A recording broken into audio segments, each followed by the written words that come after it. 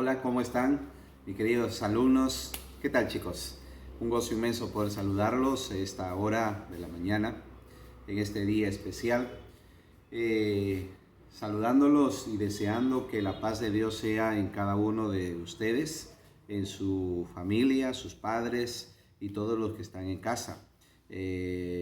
También es mi oración por aquellos que están en algún problema de salud, que el Señor sea restaurando la salud de cada uno de ustedes. Y aquellos que han perdido a un ser querido, pues un abrazo fraterno de condolencias, y que nuestro Padre Celestial sea enviando consuelo, fortaleza y paz sobre sus vidas, ¿sí? También desearles que Dios sea trayendo pues en estos tiempos provisión, el sustento, ¿sí? Bien, vamos a desarrollar el tema de hoy. El tema de hoy tiene que ver con los últimos días de Jesús aquí en la tierra, los últimos días que Él pasó aquí con la humanidad. Nadie desea morir. Sin embargo, cada uno de nosotros morirá, ¿sí? Nadie desea morir. Todas las personas quieren vivir más tiempo, más años, ¿verdad? Pero sin embargo, todos en algún momento vamos a tener que morir. La muerte es inevitable. ¿Recuerdan el tema que veíamos hace unos meses atrás acerca de la pregunta? Era, si tú murieras hoy, ¿a dónde irías? ¿Sí? Y usted no puede evitar eso.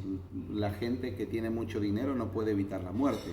Los que no tienen igual, ¿sí? No importa la raza, el color, la muerte llega a todos. La pregunta sería, ¿puedes imaginar a alguna persona que esté dispuesta a morir? ¿Puedes imaginarte a alguien frente a un juez que le otorga su libertad y la rechaza? Eso es exactamente lo que hizo Jesucristo. En esta lección hoy vamos a aprender acerca de quiénes fueron realmente los enemigos de Jesús. Vamos a aprender y vas a aprender a saber precisamente de decir por qué querían matarlo y decir por qué es importante la Pascua. Quizás, chicos, quizás ustedes ya hayan estudiado la vida y enseñanza de Jesús. Quizás ustedes conozcan un poco de eso, ¿verdad? Ya saben que es el Hijo de Dios y que vino al mundo para salvarnos del pecado. Pero en tiempos remotos, únicamente el pueblo judío creía todavía en la promesa de Dios de enviar a un Salvador. Lo llamaron el Mesías. La palabra Mesías significa aquel a quien Dios ha escogido, y por cientos de años los judíos lo estaban esperando. Esta es una larga espera. Muchos de los judíos empezaron a tener algunas ideas raras de lo que haría el Mesías. Algunos grupos tenían diferentes esperanzas sobre el Mesías y 3 de ellos fueron los que sobresalieron. 3 grupos. El primer grupo estaba la gente del pueblo que pensaba que el Mesías sería una persona poderosa o sería un poderoso rey terrenal que haría que los judíos reinaran en todo el mundo. En los días en que Jesús vino a este mundo, su gran anhelo era tener un Mesías así. Eso era el primer grupo. Los romanos habían conquistado el pueblo judío y lo gobernaba Poncio Pilato, un emperador romano, que les cobraba impuestos y los enviaba a Roma, la capital del Imperio Romano. El ejército romano invadió las tierras, por lo que la gente los odiaba y deseaba que se marcharan de ahí. ¿Quién no, verdad? Es como en el tiempo que los españoles también estuvieron aquí en nuestro país, ¿verdad? En todo nuestro territorio. Los judíos estaban seguros, este primer grupo, de que el Mesías haría lo que ellos quisieran y sacaría a los romanos de aquella nación. Otro grupo, el segundo grupo, eran los llamados fariseos, quienes también deseaban que el Mesías llegara pronto, pero además de que los salvara de los romanos, querían que los halagara y les dijera que eran buenos y santos. El primer grupo era el pueblo, que querían ser liberados del poderío romano. El segundo grupo eran los fariseos, que también querían ser liberados, pero a la vez que los halagara.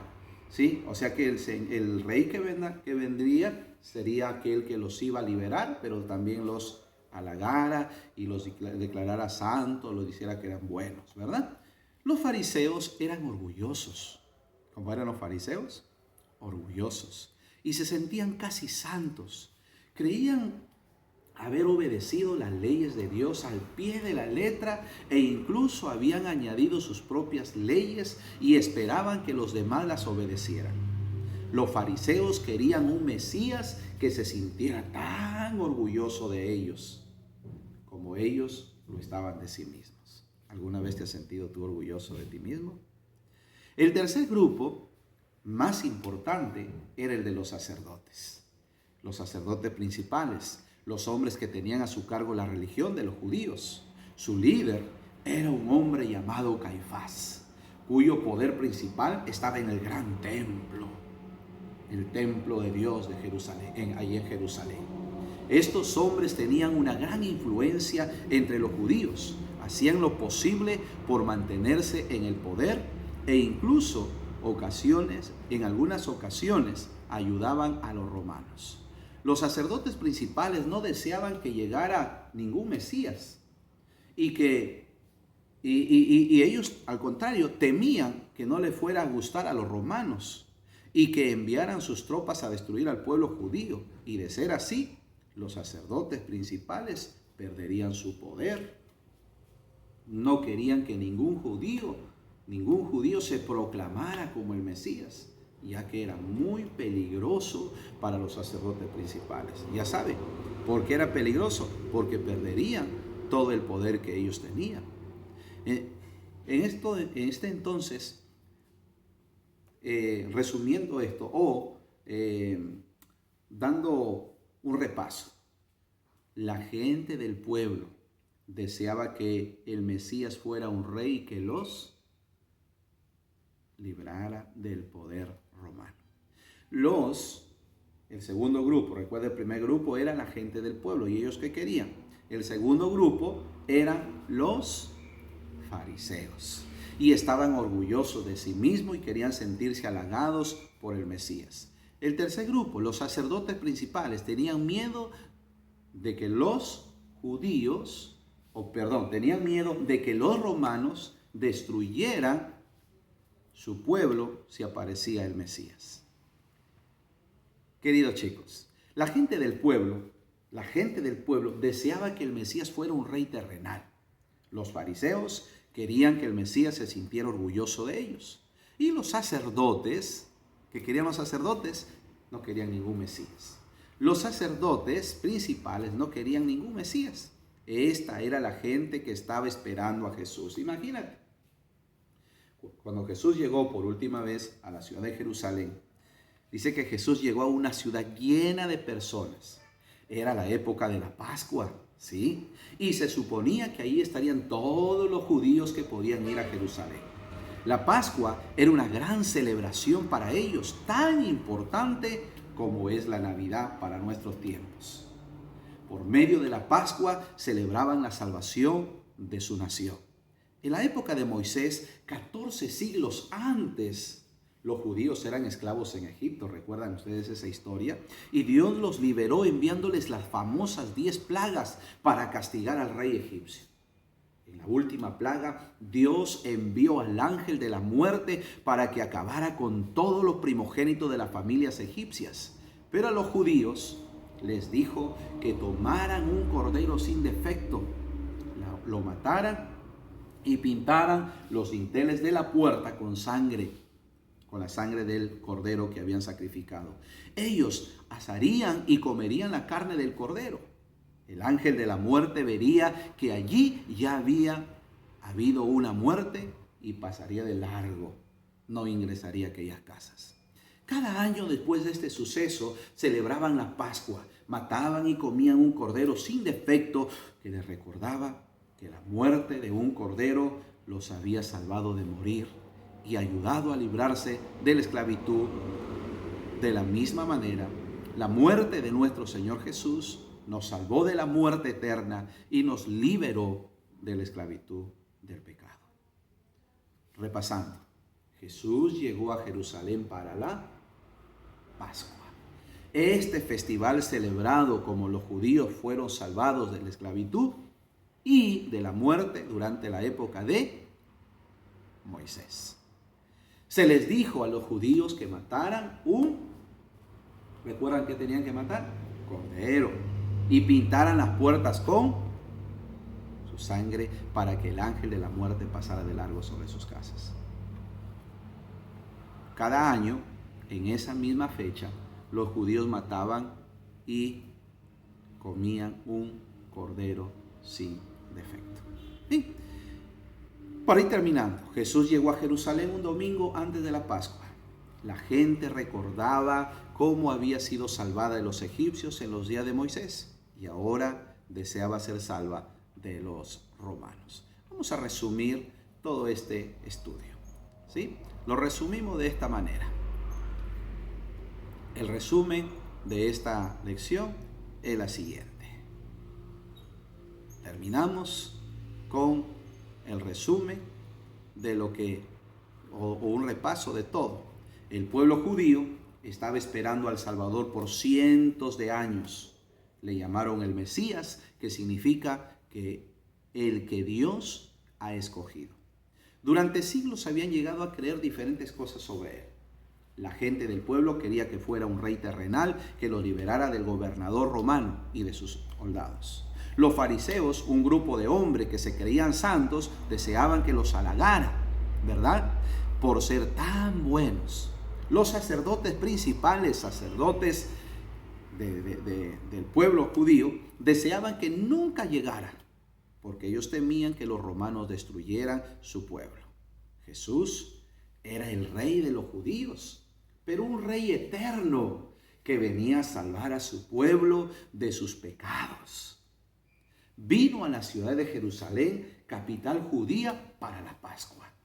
La Pascua era un día de fiesta en que la gente recordaba cómo durante los días del profeta Moisés su pueblo había sido salvado de la muerte y de la esclavitud. Dios les había dicho que para salvarlos de la muerte mataran un cordero y que con su sangre pintaran las puertas, los dinteles de la puerta. Cada año, en el aniversario de este suceso, mataban y comían un cordero para recordar la forma en que Dios los había salvado de la muerte. Al morir un cordero en su lugar, ellos habían sido librados de la esclavitud romana. Jesús llegó un domingo a la ciudad. A este se le conoce como el Domingo de Ramos, porque la gente del pueblo lo saludó arrojándole hojas de palmas en el camino. Llegó montado, ustedes saben en qué, en un pollino. Ya una profecía bíblica había dicho que el rey llegaría a Jerusalén de esa manera. Sacó a los comerciantes y mercaderes del templo de Dios y allí predicó a los judíos. Sus enemigos trataron de acorralarlo, asediándolo con preguntas capciosas, pero no sucedió así. Los sacerdotes principales tenían un plan para que Jesús fuera arrestado y muerto. Tenían incluso a uno de sus seguidores, llamado Judas Iscariote, preparado para entregárselo, pero querían esperar que pasara la Pascua para que la gente del pueblo no se diera cuenta. Impresionante, ¿verdad? Todo eso le pasó a nuestro Señor Jesucristo. Y todo lo hizo por amor a ti y por amor a mí. Gracias, chicos. Hay unas preguntas ahí que les vamos a enviar. Por favor, llenen la ficha. Y una cosita, no se estén copiando de su compañero. Hay un alumno que usted sabe quién es, que ha copiado y ha enviado incluso con el nombre de su otro compañero. Ha enviado su trabajo incluso con el nombre de su otro compañero. ¿Sí? ¿Qué piensan ustedes? ¿Eso es correcto? Usted mismo se está engañando. Queridos alumnos, queridos chicos, no se engañen y tampoco engañen a sus padres. Esfuércense. Ustedes son capaces. Ustedes pueden lograrlo. Ustedes pueden hacerlo. Así que, por favor, no traten de engañar a sus profesores, ni tampoco se engañen a sí mismos, y tampoco engañen a sus padres. Y mucho menos engañen a Dios. Porque los ojos del Señor contemplan toda la tierra para mostrar su poder a favor de los que tienen un corazón recto. Un abrazo. Dios me lo bendiga. Bendiciones.